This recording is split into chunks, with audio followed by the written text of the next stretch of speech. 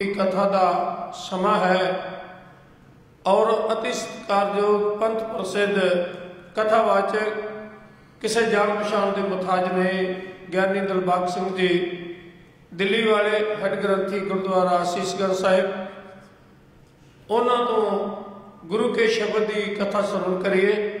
सरबत माई भाई के चरणों में बेनती है जिथे आप घर बह के श्रवण करते हो उत्थे होरना भी सज्जणा मित्रों सहयोगियों इस प्रोग्राम नाल जुड़न की प्रेरणा दिओ ताकि गुरुदेव पातशाह महाराज जी दी खुशियां प्राप्त कर सकिए।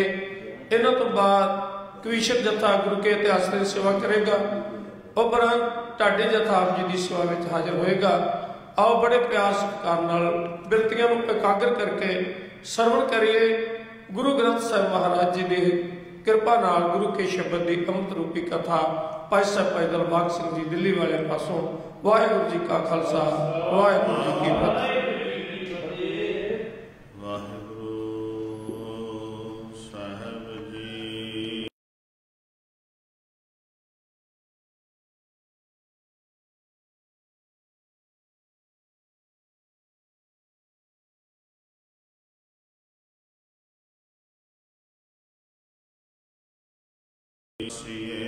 मुखो पंडित मिठे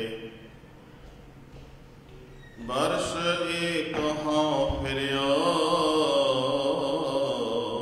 कि नह नह परचो लायो कहतिया कहती सुनी रहत को खुशी न आयो। हर नाम छोड़ दूजे लगे तिनके गुण हों क्या कहों। गुर दई मिलायो पिखिया जिव तू रखै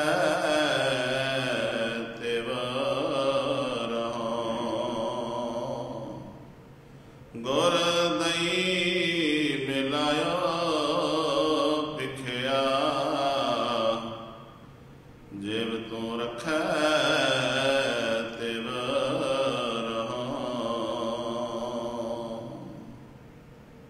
रागान रास पानान पान देवान देव उपमा महान सबर शतर तख्त दे मालक दसां पातशाहियां दी आत्मक स्वरूप आत्मक जोत ज़ाहरा ज़हूर सर्व कला भरपूर शब्दा अवतार शब्द गुरु धन धन साहिब श्री गुरु ग्रंथ साहिब महाराज जी दे पावन हजूरी अंदर श्री दशमेश दरबार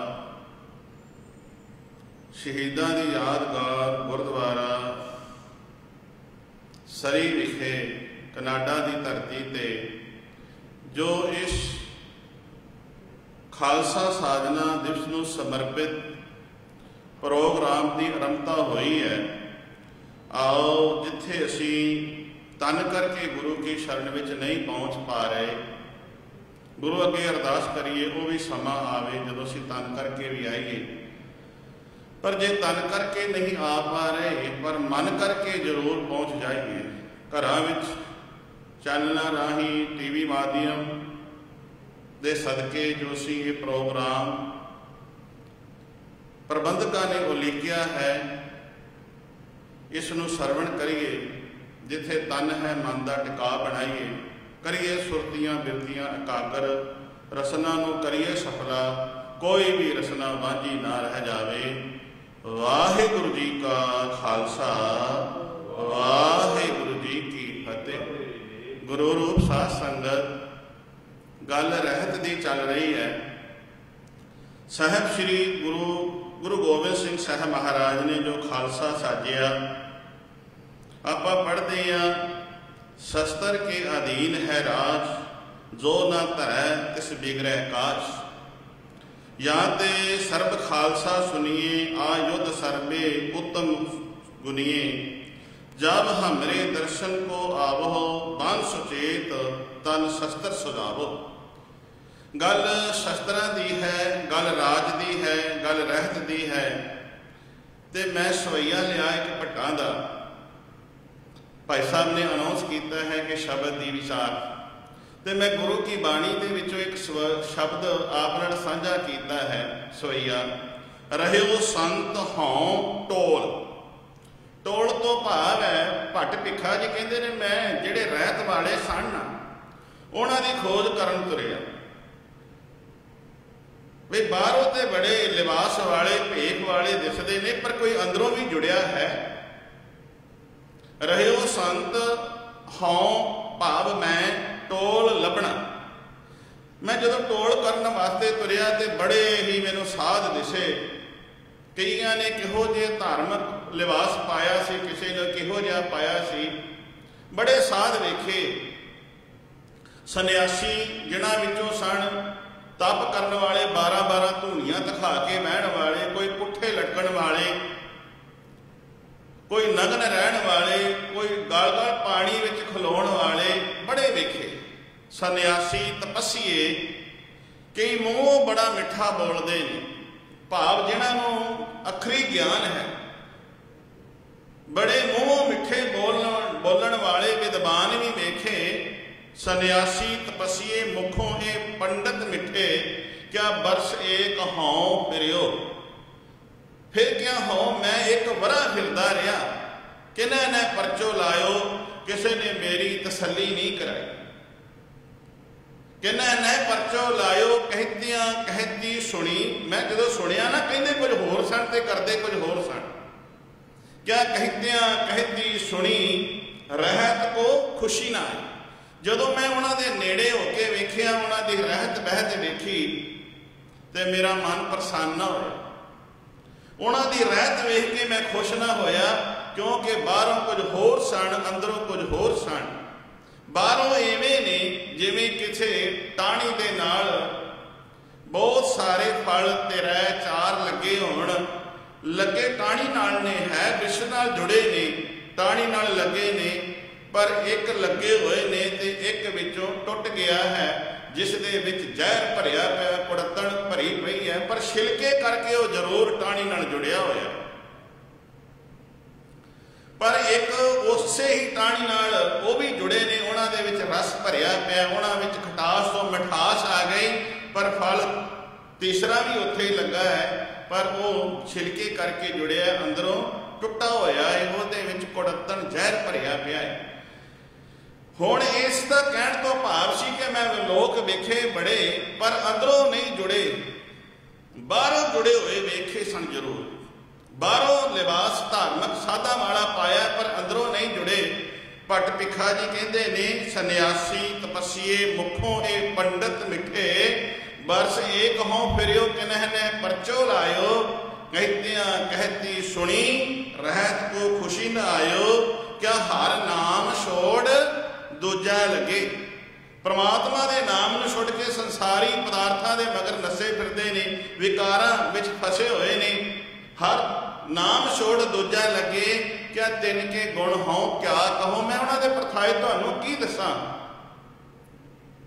ਤਿੰਨ ਕੇ ਗੁਣ ਹੋਂ ਕਿਆ ਕਹੋ, ਗੁਰ ਦਈ ਮਿਲਾਇਓ ਭਿੱਖਿਆ। ਭੱਟ ਭਿੱਖਾ ਜੀ ਕਹਿੰਦਾ ਮੈਨੂੰ ਧੰਨ ਗੁਰੂ ਅਮਰਦਾਸ ਮਹਾਰਾਜ ਨੇ ਪ੍ਰਮਾਤਮਾ ਦੇ ਨਾਲ ਮਿਲਾ ਦਿੱਤਾ। ਗੁਰ ਦਈ ਮਿਲਾਇਓ ਭਿੱਖਿਆ, ਕਿਆ ਹੁਣ ਜਿਵ ਤੂੰ ਰੱਖੈ ਤਿਵ ਰਹੋ। ਹੁਣ ਮੈਨੂੰ ਚਾਨਣਾ ਕਰਾ ਦਿੱਤਾ ਗੁਰੂ ਅਮਰਦਾਸ ਨੇ। ਗੁਰ ਦਈ ਮਿਲਾਇਓ ਭਿੱਖਿਆ, ਜਿਵ ਤੂੰ ਰੱਖੈ ਤਿਵ ਰਹੋ। ਹੁਣ ਤਿਵ ਰਹੋ ਵਾਲੀ ਅਵਸਥਾ ਤੇ ਤਾਂ ਹੀ ਆ ਸਕਦੀ ਹੈ ਜਦੋਂ ਅੰਦਰ ਦਾ ਚਾਨਣਾ ਹੋਏਗਾ। ਪੰਚਮ ਪਾਤਸ਼ਾਹ ਵੀ ਕਹਿੰਦੇ ਨੇ ਸੁਖਮਨੀ ਸਾਹਿਬ ਵਿੱਚ, ਰਹਿਤ ਆਵਰ ਕਿਛ ਆਵਰ ਕਮਾਵਤ, ਮਨ ਨਹੀਂ ਪ੍ਰੀਤ ਮੁਖੋਂ ਗੰਢ ਲਾਵਤ। ਜਾਨਨ ਹਾਰ ਪ੍ਰਭੂ ਪਰਬੀਨ, ਬਾਹਰ ਭੇਖ ਨਾ ਅੰਦਰ ਪੀ। ਬਾਹਰ ਭੇਖ ਹੈ, ਲਿਬਾਸ ਹੈ ਸਾਦਾ ਵਾਲਾ, ਪਰ ਅੰਦਰ ਜਿਹੜਾ ਹੈ ਰੱਬ ਨਾਲ ਭਿੱਜਾ ਨਹੀਂ ਹੈ। ਰਹਿਤ ਆਵਰ, ਚਿੰਨ ਜਿਹੜੇ ਨੇ ਹੋਰ ਨੇ, ਲਿਬਾਸ ਜਿਹੜਾ ਹੋਰ ਹੈ। ਰਹਿਤ ਆਵਰ ਕਿਛ ਆਵਰ ਕਮਾਵਤ, ਕਹਿੰਦੇ ਕੁਝ ਹੋਰ ਨੇ। ਮਨ ਨਹੀਂ ਪ੍ਰੀਤ, ਰੱਬ ਦੇ ਨਾਲ ਰਤਾ ਭਰ ਵੀ ਪ੍ਰੀਤ ਨਹੀਂ ਹੈ। ਮੁਖੋਂ ਗੰਢ ਲਾਵਤ ਦਾ ਭਾਵ ਹੈ ਇਵੇਂ ओड़ तोड़ ला रहे ने, जोड़ ला रहे ने, मुखों जरूर कही जा रहे ने कि ਅਸੀਂ ਰੱਬ ਨਾਲ जुड़े होए हैं, पर अंदरों रता भर भी नहीं जुड़े हुए। हुण साहिब श्री गुरु नानक साहब महाराज तो ये जिहड़ा जोड़ना शुरू कर दिता, ते अंदरों की गल सी, अंदर की गल सी, मेरे बाहर के लिबास की नहीं। बाहर का खास लिबास साहिब श्री गुरु गोबिंद सिंह साहब महाराज देते ने, अंदरों मेरे पातशाह साहब श्री गुरु नानक पहली जोत जोड़ रहे हैं, जिसनों असीं कहने गुरु साहब जी का मुढ़ला उपदेश नाम जपना। नाम जपण तो भाव है अंदर की रहत, ते जिहड़ी शरीरक रहत है वो किरत करनी। गुरु साहब जी ने कहा शरीर किरत करो, 10 नौवां की किरत करके फिर अगे कह दिता वंड छकना। जदों शरीरक किरत करके तो लोगों के विच, मनुखता के विच दसवंध की सेवा नहीं, 10वां हिस्सा ही नहीं। जदों सारे हिस्से ला देंदे ने गुरु के सिख, अपना आप निशावर कर देंदे ने। मेरे साहब जी के पासों उपदेश मिलिया है। रहत की जिहड़ी आत्मा की रहत है वो परमात्मा के नाम जपण दी है। फिर शरीरक रहत है वो किरत करन दी है, ते वंड छकण दी भाव है मन नूं सुकून मिलता है। इस रहत नूं सतगुरु जी ने बाहर की जिहड़ी रहत है, जिसनों अंदर की रहत पहली जोत विच दे रहे ने, ते बाहर की रहत 10वें पातशाह जिहड़ी है उसनूं दर्शा रहे ने। आपां कल विचार कर रहे सी, अड़े होए केसां समेत कंघा पीर बुद्धू शाह ने साहिब श्री गुरु गोबिंद सिंह साहब महाराज को मंग के लिया, ते साहिब श्री गुरु गोबिंद सिंह साहब जी कहन लगे पीर बुद्धू शाह नूं, पीर जी तुसी केसां विच कंघा किवें लाओगे? मुसलमान ते केसां विच कंघा रखदे नहीं। रहत की गल आपां कर रहे सां, ते साईं मियाँ मीर दी भी आपां गल करांगे। पीर बुद्धू शाह की मैं गल कर रहा। पीर बुद्धू शाह कहन लगे पातशाह ये केसा मैं अपने कंघा केसां विच रखना नहीं, इस केसां अड़े हुए केसां समेत जिहड़ा कंघा है, इस केसां दे विचों दातिया मैं तेरे दीदार करया करांगा। इन्हां केसां दे विचों, इस कंघे दे विचों मैनूं तुहाडे दीदार हो जाणगे, क्योंकि तुसीं केसां नाल बड़ा स्नेह करदे हो। ये साहिब श्री गुरु नानक साहब महाराज तो लैके केस कंपलसरी कर दिते सन कि जिहड़ा गुरु का सिख है ਉਹਦੀ सिक्खी केसां सवासां नाल निभनी चाहिए है, केसां दा ਉਹ बेअदबी ना करे। साहिब श्री गुरु नानक साहब जी ने भाई मरदाने नूं भी वचन कहे सन, मरदानिया केसां दा कतल नहीं करना।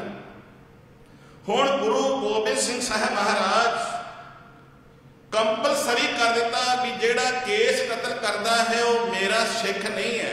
क्या रहनी रहे सोई सिख मेरा, वो मेरा सिख है जिहड़ा रहत विच रहिंदा है। नाल कहंदे ने रहत प्यारी मुझको, मैनू सिखा तेरी रहत प्यारी है। रहत पहला जिहड़ा पातशाह ने कहा केस, ते केसां विच अड़े होए कंघा जिहड़ा मंगदा है पीर बुद्धू शाह। जदों पीर बुद्धू शाह अड़े हुए केसां समेत कंघा अपना घर लैके जाता है, पीर बुद्धू शाह भी गुरु का सिख बन गया। हुण गुरु की बाणी पढ़ता है, गुरु की सिमरन नाल जुड़ता है। जदों कोई पीर बुद्धू शाह नूं हुक्मरान हाकम इतिहासकार कहते हैं मिलने वास्ते आए, ते पुछया पीर बुद्धू शाह कित्थे हन, ते पीर बुद्धू शाह नूं पता लग गया मिलने वास्ते आए ने। धन गुरु ग्रंथ साहिब जी के पावन हजूरी विच जा बैठे। गुरु महाराज के ताबिया विच पुछया पीर बुद्धू शाह नूं मिलना है, ते पीर जी कहन लगे बुद्धू इधर है ते पातशाह इधर है। भाव धन गुरु ग्रंथ साहब महाराज वाले इशारा किया, जे साहिब नूं मिलना है, साहिबां दे दीदार करने ने, ते धन गुरु ग्रंथ साहब जी दे करो। जे बुद्धू नूं मिलना है ते बुद्धू इधर है। गुरु प्यारिओ ये है पीर दी, ते ये जिहड़ा केस गुरु साहब जी ने पीर बुद्धू शाह नूं अड़े हुए केसां समेत कंघा दिता, सिखा तैनूं की दिता है? वो ते अड़े हुए कंघे विच केस सन जिन्हां नूं पीर जी ने अपने घर रखिया। समा आया ते हुकूमत का डर पिया, ते उसने कंध दे विच किसी संदूक विच पा के लुको दिते, नप दिते, रख दिते। बई गुरु खालसा पंथ खालसा आवेगा फिर इसनूं संभाल लवेगा। ਜਾਂ ਪਰਿਵਾਰ ਦਾ ਕੋਈ ਮੈਂਬਰ ਬਚ ਗਿਆ ਤੇ ਸੰਭਾਲ ਲਵੇਗਾ।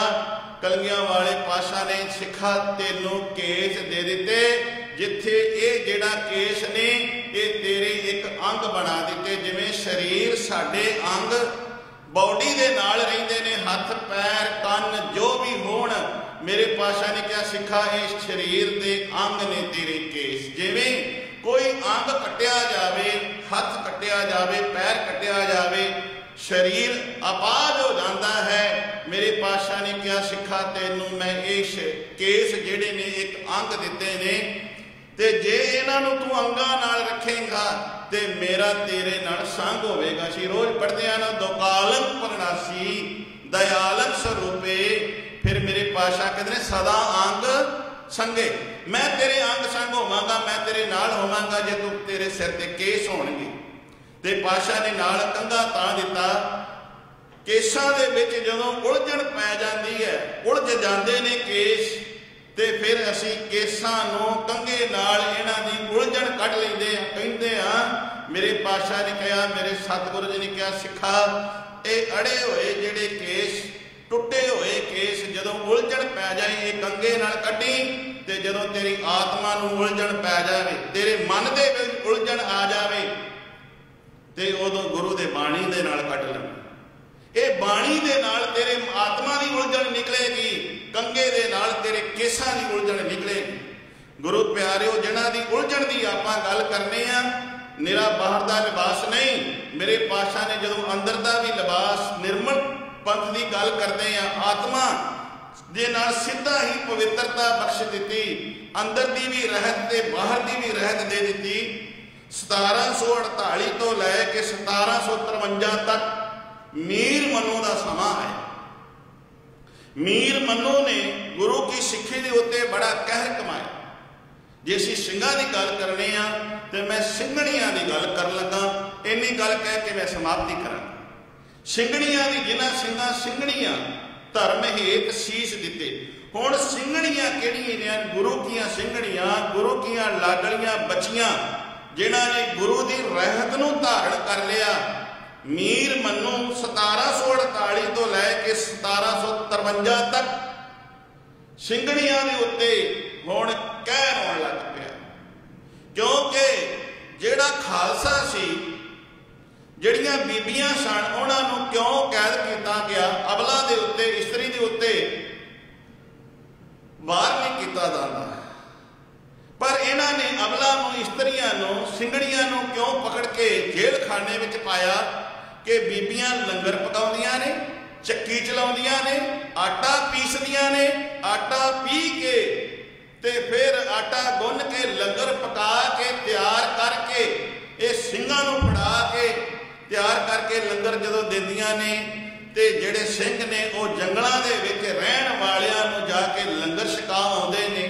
ਲੰਗਰ ਛਕ ਕੇ ਉਹ ਫਿਰ ਜ਼ਾਲਮ ਦੀ ਹਨੇਰੀ ਨੂੰ ਫਿਰ ਮਿਟਾਉਣ ਲਈ ਤਿਆਰ ਹੋ ਜਾਂਦੇ ਨੇ। ਜਦੋਂ ਇਹਨਾਂ ਨੂੰ ਇਹ ਪਤਾ ਲੱਗ ਗਿਆ ਕਿ ਬੀਬੀਆਂ ਦਾ ਰੋਲ ਅਦਾ ਇਹ ਹੈ ਕਿ ਉਹ ਚੱਕੀ ਚਲਾ ਕੇ ਆਟਾ ਪੀ ਕੇ, ਆਟਾ ਗੁੰਨ ਕੇ ਲੰਗਰ ਤਿਆਰ ਕਰਕੇ ਜੰਗਲਾਂ ਵਿੱਚ ਸਿੰਘਾਂ ਨੂੰ ਲੰਗਰ ਛਕਾ ਦਿੰਦੀਆਂ ਨੇ, ਉਹਨਾਂ ਨੂੰ ਕੈਦ ਕਰ ਲਿਆ। ਕੈਦ ਕਰਕੇ ਮੀਰ ਮਨੂ ਦੀ ਜੇਲ੍ਹ ਵਿੱਚ ਉਹਨਾਂ ਦੇ ਅੱਗੇ ਚੱਕੀ ਰੱਖ ਦਿੱਤੀ ਗਈ। ਚੱਕੀ ਰੱਖੀ ਹੈ, 1.25 ਮਣ ਦਾਣੇ ਰੱਖ ਦਿੱਤੇ ਗਏ ਨੇ ਵੀ ਸਵੇਰ ਤੋਂ ਲੈ ਕੇ ਸ਼ਾਮ ਤੱਕ 1.25 ਮਣ ਭਾਵ 40 ਕਿਲੋ ਦਾ ਹੁੰਦਾ ਹੈ। 1.25 ਮਣ ਜਦੋਂ ਕਿ ਦਾਣੇ ਰੱਖ ਦਿੱਤੇ ਜਾਂਦੇ ਨੇ, ਤੇ ਫਿਰ ਕਿਹਾ ਜਾਂਦਾ ਹੈ ਇਹਨਾਂ ਨੂੰ ਆਟਾ ਪੀਣਾ ਹੈ। ਆਟਾ ਪੀ ਕੇ ਇਹਨਾਂ ਦਾ ਫਿਰ ਲੰਗਰ ਤਿਆਰ ਕਰਨਾ ਹੈ। ਆਟਾ ਪੀਣ ਵਾਸਤੇ ਸਵੇਰ ਤੋਂ ਜਦੋਂ ਆਰੰਭਤਾ ਹੁੰਦੀ ਹੈ, ਉਹ ਗੁਰੂ ਕੀ ਸਿੰਘਣੀ ਕੀ ਕਰਦੀ ਹੈ? ਜਿਵੇਂ ਹੁਣੇ ਭਾਈ ਸਾਹਿਬ ਪੜ੍ਹ ਰਹੇ ਸਨ, ਸਰਾਵਕ ਸੁਧ ਸਮੂਹ ਸਿਧਾਨ ਕੇ ਦੇਖ ਫਿਰਿਓ ਕਰ ਜੋਗ ਜਤੀ ਕੇ सूर सनातन शुद्ध सुधाधिक संत समूह अनेक मती के सारे ही देश को देख रहे हो। ये स्वरावत शुद्ध समूह सुधारन वाला जिहड़ा सवैया है ना, ये साडे नितनेम दी बाणी है। जपजी तो जो बाणी आरंभ होती है, जाप जपजी जाप तो प्रसाद सवैये चौपाई का पाठ ते फिर आनंद ते जाके समाप्ति होती है। उधरों चक्की चलती है, उधरों गाला पै जाता है, इधरों जपजी जाप का तो प्रसाद का बाणी का प्रवाह चल पैंदा है।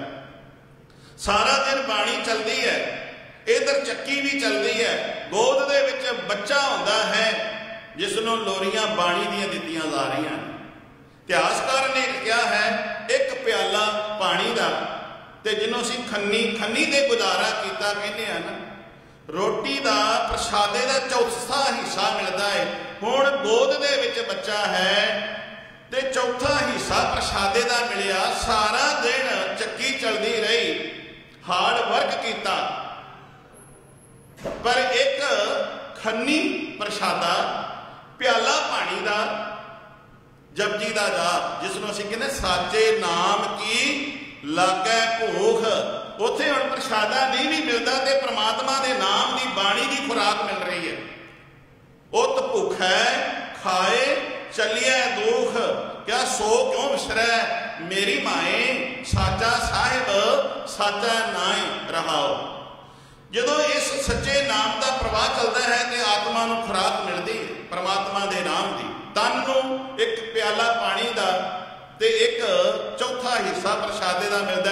ਸਾਰਾ ਦਿਨ ਬਾਣੀ ਦਾ ਪ੍ਰਵਾਹ ਚੱਲਦਾ ਰਹਿੰਦਾ ਹੈ। ਸ਼ਾਮ ਨੂੰ ਸ਼ੁਕਰਾਨੇ ਦੀ ਅਰਦਾਸ ਹੁੰਦੀ ਹੈ, ਦਾਤਿਆ 4 ਪਹਿਰ ਦਿਨ ਸੁਖਾਂ ਦਾ ਬਤੀਤ ਹੋਇਆ ਹੈ। 4 ਪਹਿਰ ਰਹਿਣ ਆਈ ਹੈ, ਸੁਖਾਂ ਦੀ ਬਤੀਤ ਨਹੀਂ ਆਖਿਆ ਇੱਥੇ, ਕਿਹਾ ਭਾਣੇ ਵਿੱਚ ਬਤੀਤ ਕਰਾਉਣਾ। ਕਿਉਂਕਿ ਮੇਰਾ ਪਾਤਸ਼ਾਹ ਕਹਿੰਦਾ ਰੱਬ ਕੀ ਰਜ਼ਾਏ ਮੰਨੈ ਸਿਰ ਉਪਰ, ਕਰਤਾ ਮੰਨੇ ਆਪ ਗਵਾਵੇ। ਰੱਬ ਦੀ ਰਜ਼ਾ ਨੂੰ ਸਿਰ ਮੱਥੇ ਮੰਨਣਾ, ਰੱਬ ਦੇ ਭਾਣੇ ਨੂੰ ਸਿਰ ਮੱਥੇ ਮੰਨਣਾ, ਇਹ ਹੈ ਰੱਬ ਦੀ ਰਜ਼ਾ, ਜਿਸ ਨੂੰ ਰੋਜ਼ ਪੜ੍ਹਦੇ ਆ ਹੁਕਮ ਰਜ਼ਾਈ ਚੱਲਣਾ, ਨਾਨਕ ਲਿਖਿਆ ਨਾਲ। ਜਦੋਂ ਸਾਰਾ ਦਿਨ ਬਤੀਤ ਹੋਇਆ, ਇੱਕ ਪਿਆਲਾ ਪਾਣੀ ਦਾ ਤੇ ਚੌਥਾ ਹਿੱਸਾ ਪ੍ਰਸ਼ਾਦੇ ਦਾ ਮਿਲਿਆ, ਤੇ ਕਿਹਾ ਦਾਤਿਆ 4 ਪਹਿਰ ਦਿਨ ਸੁਖਾਂ ਦਾ ਬਤੀਤ ਹੋਇਆ ਹੈ। 4 ਪਹਿਰ ਰਹਿਣ ਆਈ ਹੈ, ਭਾਣੇ ਅੰਦਰ ਬਤੀਤ ਕਰਾਉਣਾ। ਜਲਾਦ ਆਇਆ, ਜਲਾਦ ਨੇ ਆ ਕੇ ਵੇਖਿਆ, ਅਰਦਾਸ ਸੁਣੀ ਵੀ ਕਹਿ ਰਹੀ ਹੈ 4 ਪਹਿਰ ਦਿਨ ਸੁਖਾਂ ਦਾ ਬਤੀਤ ਹੋਇਆ ਹੈ। ਸ਼ਾਮਾਂ ਦਾ ਪਾਠ ਹੋਇਆ, ਸੋਧਰ ਦੀ ਬਾਣੀ ਪੜ੍ਹੀ ਗਈ। ਫਿਰ ਅਰਦਾਸ ਕੀਤੀ, ਪਾਤਸ਼ਾਹ 4 ਪਹਿਰ ਰਹਿਣ ਆਈ ਹੈ, ਭਾਣੇ ਅੰਦਰ ਬਤੀਤ ਕਰਾਉਣਾ। ਜਲਾਦ ਨੂੰ ਅੱਗ ਲੱਗ ਗਈ, ਸੱਤੀ ਕੱਪੜੀ ਅੱਗ ਲੱਗ ਗਈ। ਮਨ ਵਿੱਚ ਖਿਆਲ ਆਇਆ ਵੀ ਇਹ ਤੋਂ ਹੋਰ ਕਿਹੜਾ ਭੁੱਖ ਦਾ ਜਿਹੜਾ ਬੜਾ ਬਹੁਤ ਵੱਡਾ ਦੁੱਖ ਹੈ, ਇਹ ਤੋਂ ਵੱਡਾ ਹੋਰ ਕਿਹੜਾ ਦੁੱਖ ਦਿੱਤਾ ਜਾਵੇ। ਮਨ ਵਿੱਚ ਇਹ ਖਿਆਲ ਆਇਆ ਵੀ ਇਸ ਨੂੰ ਤਸੀਹਾ ਦਿੱਤਾ ਜਾਵੇ। ਰਾਤ ਨੂੰ ਗੋਦ ਦੇ ਬੱਚੇ ਨੂੰ ਲੰਮਿਆਂ ਨੇੜੇ ਪਾ ਦਿੱਤਾ, ਕਾਲਜੇ ਦੇ ਉੱਤੇ ਇੱਕ ਬਹੁਤ ਸਾਰਾ ਭਾਰੀ ਪੱਥਰ ਰੱਖ ਦਿੱਤਾ, ਜਿਸ ਦੀ ਹਿਲ ਜੁਲ ਨਾ ਹੋ ਸਕੇ, ਮੂਵਮੈਂਟ ਨਾ ਬੋਡੀ ਕਰ ਸਕੇ। ਪੱਥਰ ਸੀਨੇ ਦੇ ਉੱਤੇ ਪਿਆ ਰਿਹਾ, ਕੋਲ ਨਿੱਕਾ ਜਿਹਾ ਬੱਚਾ ਸਿਸਕੀਆਂ ਲੈਂਦਾ ਰਿਹਾ, ਪੱਥਰ ਨਹੀਂ ਹਟਾ ਸਕਦਾ ਕਿਉਂਕਿ ਗੋਦ ਦਾ ਬੱਚਾ। ਦਿਨ ਚੜ੍ਹਿਆ, ਜਲਾਲ ਦੇ ਮਨ ਵਿੱਚ ਇਹ ਸੀ ਕਿ ਹੁਣ ਇਸ ਜਿਹੜੀ ਸਿੰਘਣੀ ਹੈ ਨਾ, ਆਪਣੇ ਆਪ ਨੂੰ ਗੁਰੂ ਕੀ ਸਿੰਘਣੀ ਅਖਵਾਉਂਦੀ ਹੈ। ਹੁਣ ਸਵੇਰੇ ਆਪਣੇ ਆਪ ਨੂੰ ਸਰੈਂਡਰ ਕਰ ਦੇਵੇਗੀ, ਬਾਹਾਂ ਖੜੀਆਂ ਕਰੇਗੀ, ਕਹਿ ਦੇਵੇਗੀ ਮੈਂ ਗੁਰੂ ਕੀ ਸਿੱਖਣੀ ਨਹੀਂ ਹਾਂ, ਮੈਂ ਸਿੰਘਣੀ ਨਹੀਂ ਹਾਂ। ਜਲਾਦ ਆਇਆ, ਪੱਥਰ ਹਟਾਇਆ, ਉਹ ਬੀਬੀ ਜਿਹੜੀ ਹੈ ਸਿੰਘਣੀ ਹੈ, ਫਿਰ ਉਸੇ ਤਰ੍ਹਾਂ ਹੋਸ਼ ਹਵਾਸ਼ ਵਿੱਚ ਆਈ ਤੇ ਰਸਨਾ ਤੋਂ ਵਾਹਿਗੁਰੂ ਵਾਹਿਗੁਰੂ ਵਾਹਿਗੁਰੂ ਦਾ ਜਾਪ ਨਿਕਲ ਰਿਹਾ ਸੀ। ਸਾਧ ਸੰਗਤ, ਜਦੋਂ ਜਾਪ ਵਾਹਿਗੁਰੂ ਦਾ ਨਿਕਲ ਰਿਹਾ, ਪੱਥਰ ਹਟਾਇਆ, ਉਹੋ ਹੀ ਚੱਕੀ ਹੈ, ਉਹੋ ਹੀ ਦਾਣੇ ਨੇ, ਉਹੋ ਹੀ ਪਿਆਲਾ ਪਾਣੀ ਦਾ ਤੇ ਚੌਥਾ ਹਿੱਸਾ ਪ੍ਰਸ਼ਾਦੇ ਦਾ। ਫਿਰ ਬਾਣੀ ਚੱਲ ਪਈ, ਚੱਕੀ ਵੀ ਚੱਲ ਪਈ।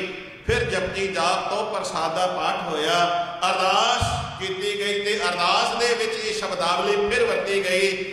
ਸਾਰੀ ਰਾਤ ਸੀਨੇ ਤੇ ਪੱਥਰ ਪਿਆ ਰਿਹਾ, ਦਾਦਿਆ 4 ਪਹਿਰ ਰਹਿਣ ਸੁਖਾਂ ਦੀ ਬਤੀਤ ਹੋਈ ਹੈ। ਹੁਣ ਫਿਰ ਕਿਹਾ 4 ਪਹਿਰ ਜਿਹੜਾ ਦਿਨ ਹੈ ਆਪਣੇ ਭਾਣੇ ਅੰਦਰ ਬਤੀਤ ਕਰਾਉਣਾ। ਤੇ ਜਦੋਂ ਇਹ ਕੰਨਾਂ ਦੇ ਨਾਲ ਜਲਾਦ ਨੇ ਸੁਣਿਆ ਨਾ, ਤੇ ਜਲਾਦ ਫਿਰ ਅੱਗ ਬਬੂਲਾ ਹੋ ਕੇ ਕਹਿੰਦਾ ਵੀ ਹੁਣ ਕਿਹੜਾ ਤਸੀਹਾ ਦੇਵਾਂ। ਸਾਰਿਆਂ ਤੋਂ ਦੁੱਖ ਜਿਹੜਾ ਮਾਂ ਦੇ ਪੁੱਤ ਦਾ ਪਿਆਰ ਤੇ ਮਾਂ ਨੂੰ ਆਪਣੇ ਪੁੱਤ ਦਾ ਦੁੱਖ ਹੁੰਦਾ ਹੈ, ਇਸ ਤੋਂ ਵੱਡਾ ਹੋਰ ਕੋਈ ਮਾਂ ਨੂੰ ਦੁੱਖ ਨਹੀਂ ਜਿੰਨਾ ਪੁੱਤ ਦਾ ਦੁੱਖ ਹੁੰਦਾ ਹੈ। ਮਾਂ ਦੀ ਗੋਦ ਦੇ ਵਿੱਚ ਬੱਚਾ ਹੈ, ਨਿੱਕਾ ਜਿਹਾ ਹੈ, ਗੋਦ ਵਿੱਚ ਦੁੱਧ ਪੀਣ ਵਾਲਾ ਹੈ, ਸ਼ੀਰ ਖੋਰ ਹੈ। ਜਲਾਦ ਨੂੰ ਗੁੱਸਾ ਆਇਆ, ਗੋਦ ਵਿੱਚੋਂ ਫੜਿਆ, ਲਗਾ ਕੇ ਤਾਂ ਨੂੰ ਸੱਟ ਦਿੱਤਾ, ਫਿਰ ਥੈਲੇ ਨੇਜਾ ਕੀਤਾ ਹੈ। ਜਦੋਂ ਨੇਜਾ ਕੀਤਾ, ਸਾਧ ਸੰਗਤ, ਨੇਜੇ ਦੇ ਵਿੱਚ ਬੱਚਾ ਪਰੋ ਦਿੱਤਾ ਗਿਆ। ਮੈਂ ਸਿੱਖੀ ਕੇਸਾਂ ਸਵਾਸਾਂ ਨਾਲ ਨਿਭਾਉਣ ਦੀ ਗੱਲ ਕਰ ਰਿਹਾ ਹਾਂ, ਜੋ ਅਸੀਂ ਰੋਜ਼ ਅਰਦਾਸ ਵਿੱਚ ਕਰਦੇ ਹਾਂ। ਧਰਮ ਹੇਤ ਸੀਸ ਦਿੱਤੇ।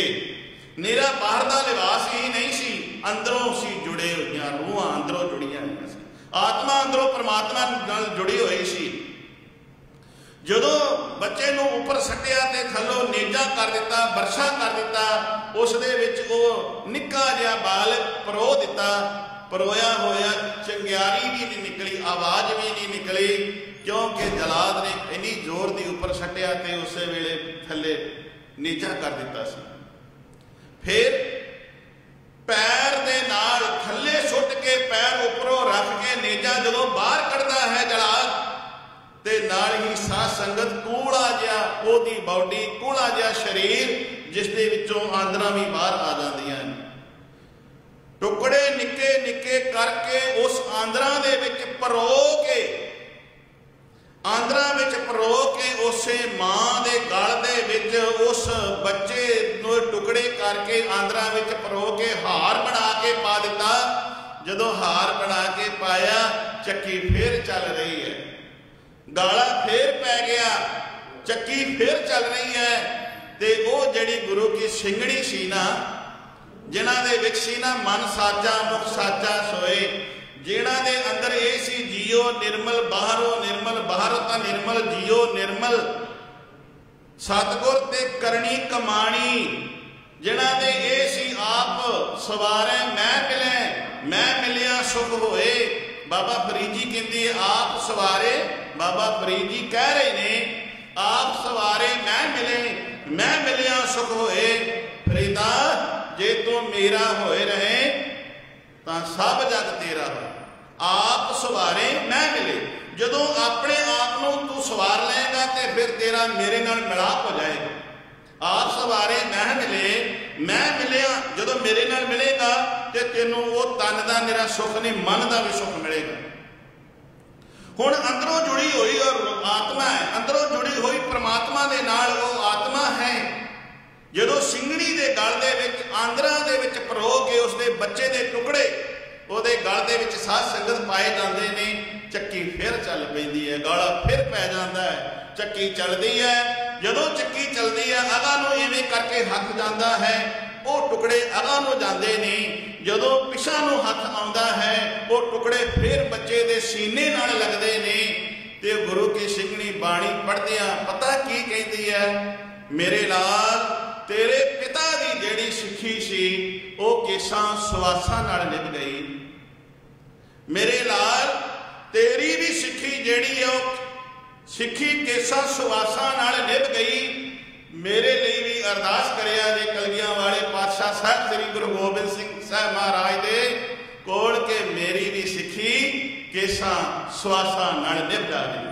ਮੈਂ ਇਹ ਮੈਸੇਜ ਦੇਣਾ ਚਾਹੁੰਦਾ ਵਾਂ, ਜਿੱਥੇ ਵੀਰਾਂ ਦੇ ਲਈ ਉੱਥੇ ਭੈਣਾਂ ਦੇ ਲਈ, ਕਿ ਜਿਹੜੀਆਂ ਸਾਡੀਆਂ ਭੈਣਾਂ ਨੇ, ਜੇ ਉਹ ਗੁਰੂ ਕੀ ਸਿੰਘਣੀਆਂ, ਗੁਰੂ ਕੀਆਂ ਬੱਚੀਆਂ ਅਖਵਾਉਂਦੀਆਂ ਨੇ, ਤੇ ਉਹ ਵੀ ਕੇਸਾਂ ਦੀ ਰੋਮਾਂ ਦੀ ਬੇਅਦਬੀ ਨਾ ਕਰਿਆ ਕਰਨ। ਉਹ ਵੀ ਆਈਬਰੋ ਆਦਿਕ ਨਾ ਬਣਾ ਕੇ ਆਪਣਾ ਸੁਹੱਪਣ, ਆਪਣੀ ਸੁੰਦਰਤਾ ਨੂੰ ਵਿਖਾਉਣ ਦਾ ਯਤਨ ਕਰਨ। ਉਹ ਕੇਵਲ ਤੇ ਕੇਵਲ ਧੰਨ ਗੁਰੂ ਗੋਬਿੰਦ ਸਿੰਘ ਸਾਹਿਬ ਮਹਾਰਾਜ ਦੀ ਧੀ, ਗੁਰੂ ਗੋਬਿੰਦ ਸਿੰਘ ਸਾਹਿਬ ਮਹਾਰਾਜ ਦੀ ਬੱਚੀ ਹੋ ਕੇ, ਉਹ ਗੁਰੂ ਕੀ ਸਿੰਘਣੀ ਹੋ ਕੇ, ਉਹ ਗੁਰੂ ਦੀਆਂ ਬਖਸ਼ਾਂ ਦੇ ਪਾਤਰ ਬਣਨ। ਕਿਉਂਕਿ ਅਸੀਂ ਰੋਜ਼ ਅਰਦਾਸ ਵਿੱਚ ਇਹੀ ਕਹੀ ਜਾਂਦੇ ਹਾਂ, ਜਿਨ੍ਹਾਂ ਸਿੰਘਾਂ ਸਿੰਘਣੀਆਂ ਧਰਮ ਹੇਤ ਸੀਸ ਦਿੱਤੇ, ਬੰਦ ਬੰਦ ਕਟਾਏ, ਖੋਪਰੀਆਂ ਲਵਾਈਆਂ, ਚਰਖੇ ਦੀਆਂ ਤੇ ਚੜੇ। ਫਿਰ ਉਹ ਸਿੰਘਣੀ ਨੇ ਕਿਹਾ, ਜਲਾਦਾ ਤੂੰ ਹਾਰ ਗਿਆ, ਮੈਂ ਜਿੱਤ ਗਈ। ਕਿਉਂਕਿ ਜਦੋਂ ਕੋਈ ਜਿੱਤ ਕੇ ਆਉਂਦਾ ਹੈ ਨਾ, ਹਾਰ ਕਿਹਦੇ ਗਲ ਵਿੱਚ ਪੈਂਦਾ ਹੈ? ਹਾਰ ਜਿੱਤੇ ਹੋਏ ਦੇ ਗਲ ਵਿੱਚ ਪੈਂਦਾ ਹੈ। ਉਹ ਗੁਰੂ ਕੀ ਸਿੰਘਣੀ ਕਹਿਣ ਲੱਗੀ, ਜਲਾਦਾ ਤੂੰ ਹਾਰ ਗਿਆ ਤੇ ਮੈਂ ਜਿੱਤ ਗਈਆਂ, ਕਿਉਂਕਿ ਤੂੰ ਮੇਰੇ ਬੱਚੇ ਦੇ ਭਾਵੇਂ ਟੁਕੜੇ ਕਰਕੇ ਉਹਦੀਆਂ ਆਂਦਰਾਂਪੁਰ ਵਿੱਚ ਪਰੋ ਕੇ ਗਲ ਵਿੱਚ ਹਾਰ ਪਾਇਆ ਹੈ। ਹਾਰ ਜਿੱਤਿਆਂ ਦੀ ਪਿਆ ਕਰਦਾ ਹੈ। ਗੁਰੂ ਪਿਆਰਿਓ, ਅਸੀਂ ਉਸ ਸਾਹਿਬ ਸ੍ਰੀ ਗੁਰੂ ਗੋਬਿੰਦ ਸਿੰਘ ਸਾਹਿਬ ਮਹਾਰਾਜ ਦੇ ਧੀਆਂ ਪੁੱਤਰ ਹਾਂ, ਤਾਂ ਹੀ ਹਾਂ ਜੇ ਅਸੀਂ ਸਿੱਖੀ ਨੂੰ ਕੇਸਾਂ ਸਵਾਸਾਂ ਤੱਕ ਨਿਭਾਉਣ ਦੀ ਅਰਦਾਸ ਕਰਦੇ ਹਾਂ ਤੇ ਉਹਦੇ ਉੱਤੇ ਪਹਿਰਾ ਵੀ ਦਈਏ। ਮੈਂ ਇੱਥੋਂ ਹੀ ਫਿਰ ਕੱਲ ਆਰੰਭ ਕਰਾਂਗਾ। ਆਪ ਸਵਾਰੇ ਮੈਂ ਮਿਲੇ, ਮੈਂ ਮਿਲਿਆ ਸੁਖ ਹੋਏ। ਫਰੀਦਾ ਜੇ ਤੂੰ ਮੇਰਾ ਹੋਏ ਰਹੇ ਤਾਂ ਤਾਂ ਸਭ ਜਗ ਤੇਰਾ ਹੋਏ। ਨਾਲ ਇੱਕ ਮੈਂ ਪ੍ਰਕਰਨ ਇਹ ਰੱਖਾਂਗਾ, ਟੂਟੇ ਦੀਏ ਸੁਹਾਗ ਕੋ ਤਉ ਤਨ ਕਾਈ ਕੋਰ, ਜਿਨ੍ਹਾਂ ਨਾਮ ਸੁਹਾਗਣੀ ਤਿਨਾ ਝਾਕ ਨਾ ਹੋ। ਕੀ ਕਸਰ ਹੈ, ਕਿੱਥੇ ਕਮੀ ਹੈ ਜਿਹੜਾ ਸਾਨੂੰ ਗੁਰੂ ਦੀ ਖੁਸ਼ੀ ਪ੍ਰਾਪਤ ਨਹੀਂ ਹੋ ਰਹੀ। ਇੰਨੇ ਕੋ ਬਚਨ ਕਹਿ ਕੇ ਮੈਂ ਆਪਣੇ ਸ਼ਬਦਾਂ ਨੂੰ ਵਿਰਾਮ ਦਿੰਦਾ। ਮੈਂ